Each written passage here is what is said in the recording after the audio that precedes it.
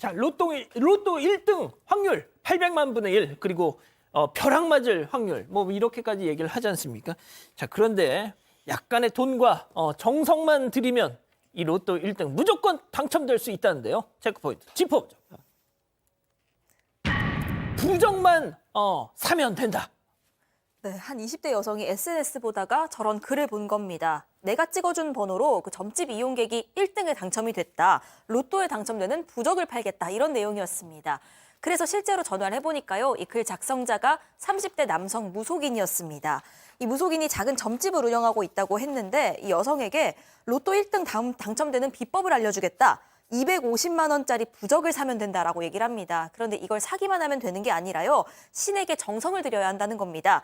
그래서 이 부적을 자신이 알려준 장소에 묻어놨다가 4주 뒤에 다시 그걸 캐보면 거기에 로또 당첨 번호가 써 있을 것이다. 이렇게 얘기를 합니다. 자, 4주 뒤에 막 이렇게 땅을 파가지고 그걸 봤을 거 아니에요. 됐습니까? 당첨됐으면 너무 좋겠지만 그럴 수가 없죠. 파보니까 부적이 없어진 거예요.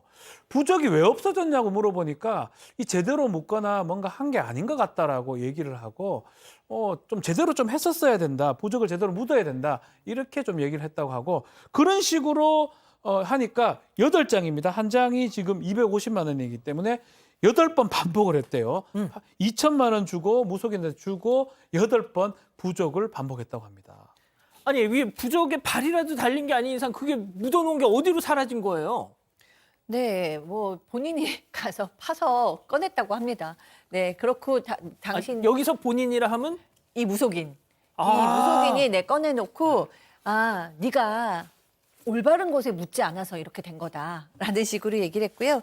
이 정도가 끝이 아닙니다. 뭐 로또 1등은 고사하고요. 협박도 했는데요. 뭐라고 협박을 했냐면 네가 굿을 받아야 된다. 굿을 안 받으면 네가 곧 하반신 마비가 된다. 그리고 죽을 수도 있다라고 얘기를 했어요. 이거로도 끝이 아니고 더 나아가서 니네 가족까지 죽을 수 있다라고 얘기를 합니다. 이 20대 여성이 정신적으로 크게 충격을 받았어요. 그래서 어떻게 해야 되지 하다가 2억 원 차용증까지 적어주면서 구판을 벌려달라고 합니다. 근데 이 여성도 지금 돈이 많아서 2억 원을 차용한 것이 아니고 정말 경제적으로 어려워서 지푸라기라도 잡고 싶은 그런 마음으로 했었던 것이에요. 결국에는 뭐 로또는 고사하고 구판도 벌리지 않았기 때문에 결국 지난해 4월에 이 남성 무속인을 고소했습니다. 자, 사기꾼이었겠죠, 당연히. 그렇죠. 무려 범죄 전력이 18번이나 흔히 전과 18범에 해당하는 사기꾼이었고요. 아까 들으셨잖아요. 자기가 이렇게 묻어놓은 부적 묻으라고 해놓은 다음에 거기 자기가 찾아가가지고 파낸 겁니다. 왜? 그 의뢰에 있던 사람이 가보니까 없던데요 하면 야, 네가 제대로 못 묻었네. 너 왜 내가 묻으라는데 안 묻었어? 내가 시킨 대로 묻었으면 로또 이번 주 1등 됐지. 다시 해봐.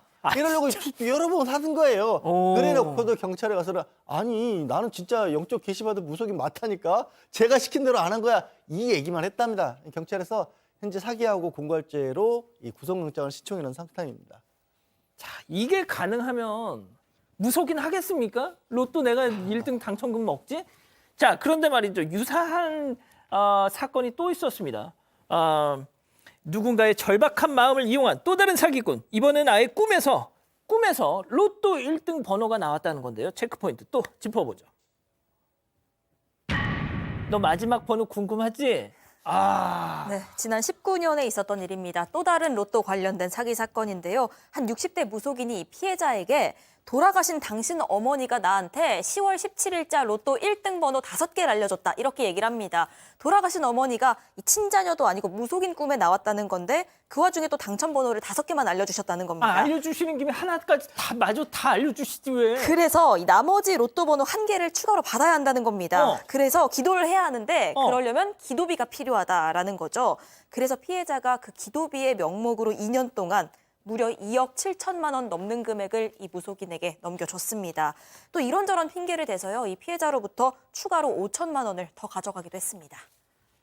진짜 돌아가신 부모님이 밀당을 하고 계십니다. 그럴 리가 없잖아요. 후손을 생각해서 나타나셨으면 다 알려주셨겠죠. 그러니까요. 그리고 이렇게 무속인들이 어떤 굿이라든가 어떤 행위를 했었을 때 사기로 처벌하기가 참 어렵지만 이렇게 뭘 직접적으로 걸고 어머니를 만났어. 내지 로또 비용이 얼마야. 이런 식으로 얘기하면 사기가 되거든요. 근데 그걸 알았던 모양입니다. 나 이거 로또 명목으로 받은 거 아니야. 뭐 가족들 건강하라고 빈 건데 이런 거는 사실은 나중에 사기로 처벌하기가 되게 어렵습니다. 하지만 건게 맞잖아요. 번호 5개 알고 하나만 더 알려주면 돼. 이미 알고 보니까 이 사람도 비슷한 범죄로 처벌받은 게 3번이나 경력이 있었고요. 이번에 또 똑같은 일을 해서 징역 4년형 선고받았습니다. 자, 박 변호사님. 네. 번호 5개를 알려주셨어. 꿈에서. 그러면 저는 이해가 안 되는 게 40개만 대입하면 되잖아. 그렇죠. 나머지를 다 4만 원만 4만 원만 드리면 쓰면 되는데 5개만 일등인데. 아유 4개만 알려줘도 저는 할 것 같아요. 뭐 몇 개가 안 남았죠. 경우의 수가. 맞아요. 수학적으로 계산해 보면 몇 개 안 남았거든요. 그걸 뭐 하라고 기도를 합니까? 자, 교수님. 네. 이게 네. 왜 그때는 생각이 안 나셨을까요? 저희가 뭐 피해자분을 탓하는 건 아닙니다만. 네, 그런 건 아니죠. 우리가 인생을 살다 보면 굉장히 좀 불안할 때가 있잖아요. 내 힘으로는 이걸 이겨나가기가 어려운데 주변에 이걸 도와주거나 아주 좋은 어떤 방책이나 조언을 줄 사람도 마땅치 않고 아니면 아직 오늘 이제 피해자 보니까 20대더라고요. 이렇게 어릴 수도 있고 이럴 때 누구한테 물어보고 싶고 지푸라기라도 잡고 싶어서 이제 점집을 찾아갈 때가 주로 있죠. 근데 여기서 그 두려움을 이용하는 거잖아요. 너 죽을 수도 있어. 니네 엄마 죽을 수도 있어. 너 하반신 마비될 수도 있어. 이러면 안 그래도 불안하고 힘든 마음이 더 크게 이제 증폭이 되면서 이런 약간 이제 불합리한 이런 마음에도 이제 속게 되는데요.